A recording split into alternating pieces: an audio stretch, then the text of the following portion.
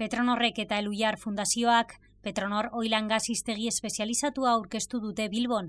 Oil and Gas sektoreko kontsulta tresna bat, 1500 kontzeptu espezializatu baino gehiago eta 300 bat definizio tekniko jasotzen dituena, 21 arlotan sailkatuta. Hiztegi hau azkenean erabilera hiztegi bat. Hau da hiztegi bat, beraien erabilerarako, eguneroko lanerako erabilgarri izango dena. Beraiek egunero erabiltzen dituzten terminoak jasotzen dituztenak. Eta hortako ezinbestekoa izan da Petronor eta Eluiarren arteko elkarlana. Leirek esan duen bezala, Eluiarren aspaldi daukagu esperientzia hiztegintzan, urteetako esperientzia daukagu, gu hiztegigileak gea eta hortan abilak gea, baina ez kasu hontan oil eta gas sektorean. Orduan ezinbestekoa izan da, kasu hontan Petronorrekoa ditu eta Eluiarreko terminologoen arteko elkarlana.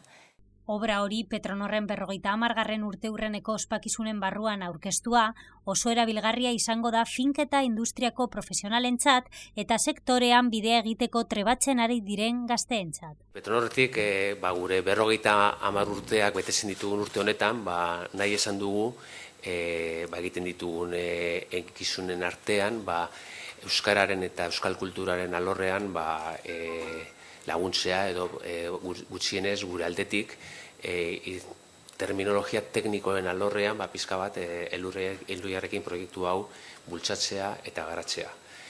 Guk uste dugu importantea dela euskararen erabilera eta horretarako bizitzako alor askotan gertatzen den bezala estandarizazioa edo normalizazioaren bide ziurren izaten da askotan. Hiztegia interneten kontsultatu daiteke eta euskaraz, gaztelaniaz, ingelesaz eta frantsesez argitaratu da. Aipatu hiztegi honek, baliabide teknologiko honek euskarari egiten dion ekarpena. Badakigu denok, euskara normalizaziorako baliabideak beharrezkoak ditugula, azkenean euskara gero eta gehiago erabiltzeko, euskara gero eta esparru gehiagoetan egotea ezinbestekoa dugu eta lan mundua, sektore espezializatua, mundu enpresariala, bertan euskara egotea estrategikoa da euskara erabili nahi badugu.